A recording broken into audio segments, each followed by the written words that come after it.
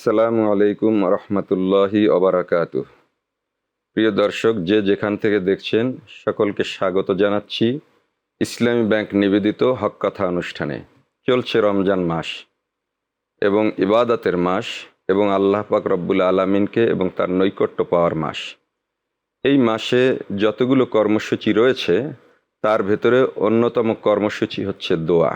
দর্শক খেয়াল করে থাকবেন, কোরআন মাজিদ সিয়ামের যে আলোচনা করেছে বা রমজানের যে আলোচনা করেছে সূরা আল বাকারার ভিতরে, সেখানে পূর্ণ একটি রুকুর ভিতরে সিয়াম, কিয়াম, কোরআন, তাকওয়া, সিয়ামের মাসাইল এবং কার জন্যে রোজা রাখতে হবে, কার জন্যে ছাড় রয়েছে ইত্যাদি আলোচনার ভিতরে আল্লাহ পাক রব্বুল আলামিন দোয়ার কথা, দোয়ার প্রসঙ্গটি ঢুকিয়ে দিয়েছেন এবং তিনি বলছেন, ওয়া ইজা সাআলাকা ইবাদি আন্নি ফাইন্নী করিব উজিবু দাওয়াতাদ দাঈ ইজা দাআন ফালইস্তাজিবু লি ওয়ালিয়ুমিনু বি লাআল্লাহুম ইয়ারশুদুন। আল্লাহ রাব্বুল ইজ্জত জুল জালাল বলছেন, যখন আমার বান্দা আমার কাছে সুয়াল করে, চায় অর্থাৎ দোয়া করে, ফাইন্নী করিব, আমি বান্দার কাছেই থাকি। কতটা কাছে? অনাহনু আকরাবু ইলাইহি মিন হাবলিল ওয়ারিদ। এই যে মানবের শরীরে বা মানুষের ঘাড়ের যে মোটা রগ, সেই মোটা রগ মানুষের যতটা আপন এবং কাছের, আল্লাহ পাক রব্বুল আলামিন তার চেয়েও কাছে থেকে বান্দার আরজি শোনেন, আবেদন নিবেদন ফরিয়াদ এটা শোনেন। উজিবু দাওয়াতাদ দাঈ ইজা দান, বান্দা যখনই আমাকে ডাকবে আমি তার দাওয়াত বা দোয়ায় সাড়া দেব। ফালিয়াস্তাজিবু লি ওয়ালিয়ুমিনু বি, অতএব তারা যেন আমাকে ডাকে এবং আমার প্রতি ঈমান রাখে। লাআল্লাহুম ইয়ারশুদুন, এতে তারা হেদায়েত প্রাপ্ত হবে। সহজ কথায় হলো, আল্লাহ পাক রব্বুল আলামিনের কাছে দোয়া করা, এটা হলো একটি শ্রেষ্ঠ ইবাদত এবং বান্দা ও আল্লাহর নৈকট্যের একটি সেরা মাধ্যম। আমরা যদি হাদিসের দিকে তাকাই তাহলে দেখতে পাই রাসূল মাকবুল সাল্লাল্লাহু আলাইহি ওয়াসাল্লাম ইরশাদ করছেন, আদ-দুআউ হুয়াল ইবাদাহ, দোয়া হচ্ছে নিজেই একটা ইবাদত। সে কারণে বলা হয়ে থাকে যে দোয়া কবুল হলো কি হলো না এটা বান্দার জন্য মুখ্য বিষয় নয়। রাজাধিরাজ আল্লাহ পাক রব্বুল আলামিনের দরবারে তার দাস, তার গোলাম শ্রদ্ধা নিবেদন করতে পারছে, তার দুয়ারে ধর্ণা দিতে পারছে, এটাই যথেষ্ট। দোয়া করার দায়িত্ব হলো বান্দার এবং এটি কবুল করার দায়িত্ব হলে সর্বশক্তিমান মাবুদের, আল্লাহ পাক রব্বুল আলামিনের। অতএব দোয়া কবুল হলো কি হলো না এই নিয়ে অস্থিরতা বা তাড়াহুড়া করতে নিষেধ করা হয়েছে। অন্য হাদিসে বলা হয়েছে, আর দোয়া ও মুখ্যুল ইবাদাত, যত ইবাদাত রয়েছে সমস্ত ইবাদাতের মগজ বা সারবত্তা হচ্ছে দোয়া। কিভাবে? যেমন আমরা আল্লাহ পাক রব্বুল আলামিনের কাছে সর্বশ্রেষ্ঠ যে ইবাদাতটি করি সেটি হচ্ছে সালাত।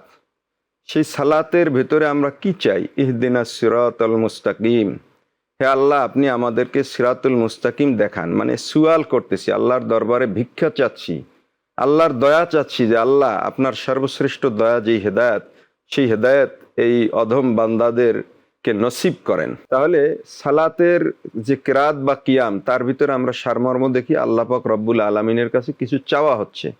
আমরা যখন সালাতের দরুদ পড়ি, দরুদ ইব্রাহিম পড়ি, তখন কি বলি? হে আল্লাহ আপনি আমাদের নবীর উপর এবং আমাদের জাতির পিতা ইব্রাহিম আলাইহিসসালাম, আপনার এই দুই প্রিয় বান্দার উপর আপনি দয়া করেন। আবার যখন তাশাহুদ পড়ি কি দোয়া করি? আসসালামু আলাইকা আইয়ুহান নবী, হে নবী আপনার উপর শান্তি বর্ষিত হোক। আবার যখন দোয়া মাসুর পড়ি তখন কি বলি? যে হে আল্লাহ আমি জালেম, গুনাহ করেছি, অপরাধ করেছি, গুনাহ ক্ষমা করার আপনি ছাড়া কেউ নেই, আপনি ক্ষমা করে দেন। তদ্রূপ আমরা যদি বিতের নামাজের দিকে তাকাই তাহলে কি দেখতে পাই? আমরা বিতের সালাতের ভিতরে আল্লাহ পাক রব্বুল আলামিনের কাছে যখন দোয়া কুনুত পড়ি তখন কি করি? নামটাই হচ্ছে দোয়া, আল্লাহর কাছে কিছু চাওয়া হচ্ছে। আবার সব কিছুর শেষে বলা হচ্ছে যে আইয়ুদ দোয়া আসমা ইনদাল্লাহ, আল্লাহর কাছে সবচেয়ে শ্রাব্য দোয়া কোনটি? আল্লাহ কোন দোয়া ভালো শোনেন?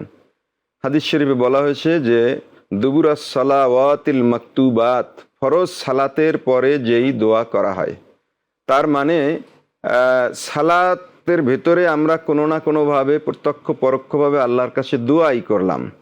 এবং সালাত শেষ করে আবার বলা হচ্ছে যে এই সময় যে দোয়াটা স্পেশালি সরাসরি যেই দোয়াটা করা হয় সেইটা আল্লাহ পাক রব্বুল আলামিন ভালো শোনেন। তদ্রূপ আমরা যে সিয়াম পালন করি, সিয়াম দ্বারা আমরা কি চাই? কোরআন বলছে লাআল্লাকুম তাত্তাকুন, সিয়াম দ্বারা তোমরা চাইবা যে হ্যাঁ আল্লাহ, আমরা যেন তাকওয়া, আপনার ভয় অবলম্বন করতে পারি এবং এই তাকওয়ার মাধ্যমে আল্লাহর নাফরমানি থেকে বেঁচে থাকতে পারি, আল্লাহর আনুগত্য করতে পারি, মানবতার কল্যাণ করতে পারি। এটি আমরা সিয়ামের মাধ্যমে চাচ্ছি।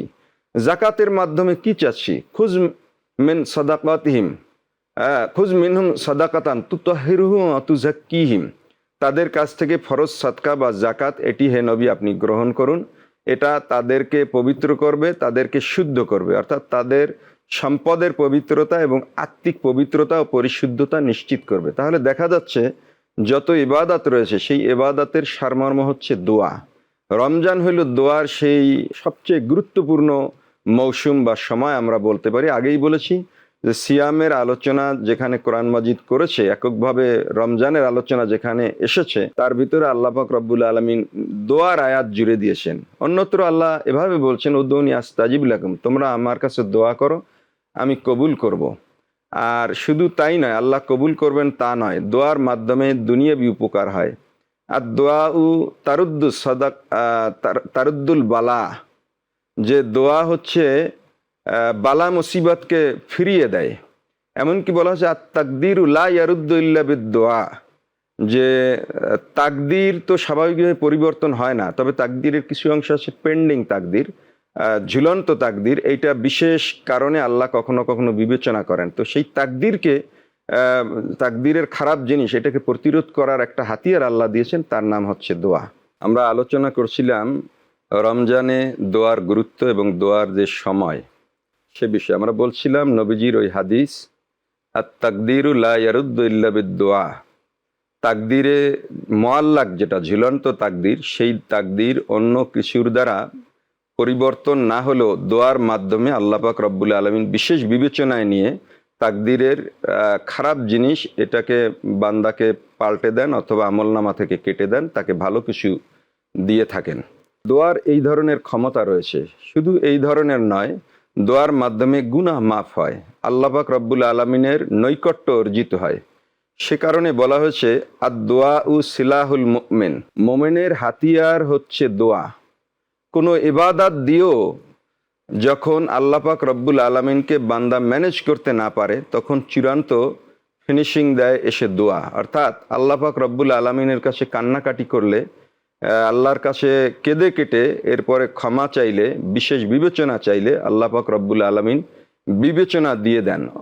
কেউ অনেক ইবাদত করলো কিন্তু আল্লাহর কাছে রোনা জারি করলো না, সেই ইবাদতটি অহংকার হিসেবে তার জাহান্নামে যাওয়ার কারণও হতে পারে। রিয়ার কারণে ইবাদত ধ্বংস হয়ে যেতে পারে। আবার ইবাদত কম কিন্তু আল্লাহ পাক রব্বুল আলামিনের কাছে তার বিনয় এবং কান্নাকাটি রয়েছে, আল্লাহর কাছে হৃদয়ে আরজি রয়েছে, জবানে সে বলে যে আল্লাহ, আমি তো এত গুনাহ করেছি, কিভাবে আমাকে মাফ করবা, দয়া করে আমাকে মাফ করে দিও। এই যে দোয়ার সাথে চোখের পানি একাকার হয়ে গেল, দোয়াকে মহিমান্বিত করলো, এই দোয়াটি বান্দার মর্যাদাকে অনেক উঁচুতে উঠিয়ে দেয় এবং তার আমলনামাকে সাফ করে দেয়। দোয়ার মাধ্যমে আমলনামা ক্লিয়ার হয়ে যায় এবং পরিষ্কার আমলনামার মাধ্যমে সেই ব্যক্তি জান্নাতের উপযুক্ত হয়। রমজান মাসে এই দোয়ার গুরুত্ব খুব বেশি বেড়ে যায়। আপনারা জানেন বিভিন্ন হাদিসের বিভিন্ন কিতাবে এসেছে যে রমজান হচ্ছে দোয়া কবুলের মাস। আল্লাহ পাক রব্বুল আলামিন এই সময় দোয়া কবুল করে থাকেন। হাদিস শরীফে এসেছে মান কামা রমাদানা ঈমানান ওয়া ইহতিসাবা গফিরা লাহু মা তাকাদ্দামা মিন যামবি, যে ব্যক্তি রমজানের রাতে কিয়াম করলো, রমজানের রাতে জাগরণ করলো ইমানের সাথে, অর্থাৎ বিশ্বাস নিয়ে যে হ্যাঁ আল্লাহ যা বলেছেন সেটা সত্য, ইহতিসাবা এবং হিসাব সহকারে, অর্থাৎ আল্লাহ পাক রব্বুল আলামিন এই ইবাদত তিনি করতে বলেছেন বা আল্লাহর ইচ্ছেটি আমি বাস্তবায়ন করছি, আল্লাহ পাক রব্বুল আলামিন আমাকে নিশ্চিত সওয়াব এবং প্রতিদান দিবেন, মাহরুম করবেন না। এই যে ভক্তি এবং ভরসা, তাহলে ঈমান এবং এই ভক্তি ভরসা সহকারে যদি কোনো ব্যক্তি রাত জাগে কিয়াম করে, তাহলে তার অতীতের যাবতীয় গুনাহ মাফ করা হবে। এই কিয়ামের ভিতরে অন্যতম দায়িত্ব হচ্ছে দোয়া। এই কিয়ামের অন্যতম অংশ বা সেরা অংশ হলো তারাবির নামাজে দাঁড়ানো, তারাবির সালাত আদায় করা। এই কিয়াম মানে হলো আওয়াবিনের সালাত। এই কিয়াম মানে হলো কোরআন তিলাওয়াত। এই কিয়াম ব্যাপক অর্থে ব্যবহৃত হয় তাহাজ্জুদ অর্থে। তো এই কিয়াম দ্বারা দোয়াকে উদ্দেশ্য করা হয়। বান্দা যখন তামাম দুনিয়া যখন ঘুমিয়ে থাকে, তখন বান্দা উঠে যখন শেষ রাতে আল্লাহ পাক রব্বুল আলমিনের কাছে চায়, তখন বান্দা এবং আল্লাহর মাঝখানে কোনো হিজাব বা আড়াল থাকে না। বুখারী মুসলিম সহ অগণিত হাদিসের কিতাবে এসেছে যে রাতের 3/2 যখন চলে যায়, শেষ অংশ যখন বাকি থাকে, এই 1/3 শেষের 1/3 বাকি থাকতে আল্লাহ পাক রব্বুল আলমিন বান্দার ঘনিষ্ঠ হন, প্রথম আসমানে, দুনিয়ার আসমানে নেমে আসেন। এরপর আল্লাহ ডাকতে থাকেন যে, হে আমার গুনাহগার বান্দারা, কে চাও যে তোমার গুনাহ মাফ হোক? কার দরকার যে তোমার রিজিকের সংকট আছে, হালাল রিজিক বেশি বেশি চাও, আমার কাছে চাও। আলা মুবতালান ফাউয়াফিয়া, আর কে আসো বালা মুসিবতগ্রস্ত, আমি তাকে বালা মুসিবত থেকে মুক্তি দিয়ে শান্তির জীবন দান করব। এভাবে আল্লাহ পাক রব্বুল আলামিন ফজর হওয়া পর্যন্ত বান্দাকে ডাকতেই থাকেন। এটা প্রতি রাত্রে ঘটে। রমজানের রাতে নিঃসন্দেহে এটা আরও ব্যাপকভাবে, আরও নিবিড়ভাবে, গভীরভাবে ঘটে, কোনো সন্দেহ নেই। রাসূল পাক সাল্লাল্লাহু আলাইহি ওয়াসাল্লাম, তাসাহহারু, তোমরা সাহরি গ্রহণ করো, ফাইন্না ফিস সাহুরে বারাকা, সাহরির ভিতরে বরকত রয়েছে। অতএব এই যে শেষ রাতের জাগরণ এবং শেষ রাতের খানা, এ সময় আল্লাহ পাক রব্বুল আলমিনের কাছে চাওয়া, এটা দোয়ার একটি অতি বিশেষ মুহূর্ত। রমজানের বাইরে তো বটেই, রমজানের জন্য এটির স্পেশাল ঘোষণা রয়েছে যে রমজানের কিয়ামের দ্বারা অতীতের গুনাহ মাফ হবে।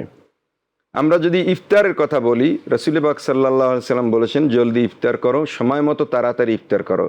অর্থাৎ রোজার সময় পূর্ণ হয়েছে এটা নিশ্চিত হওয়ার পর বেশি দেরি করতে নেই।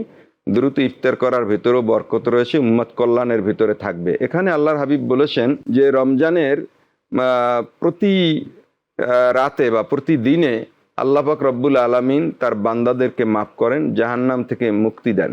এটা এক হাদিসে এসেছে যে আল্লাহ পাক রব্বুল আলামিন ইফতারের সময় 10,000 বান্দাকে আল্লাহ এই সময় জাহান্নামের আগুন থেকে মুক্তি দেন এবং গুনাহ মাফ করে দেন। অন্য হাদিস থেকে জানা যায়, রাসূল পাক সাল্লাল্লাহু আলাইহি ওয়াসাল্লাম ইরশাদ করেছেন যে ইফতারের সময় আল্লাহ পাক রব্বুল আলামিন কম করে হলেও 10 লক্ষ বান্দাকে ক্ষমা করে দেন। এবং এই ক্ষমাটা কোথাও সময় উল্লেখ করা হয়েছে, কোথাও উল্লেখ করা হয়নি।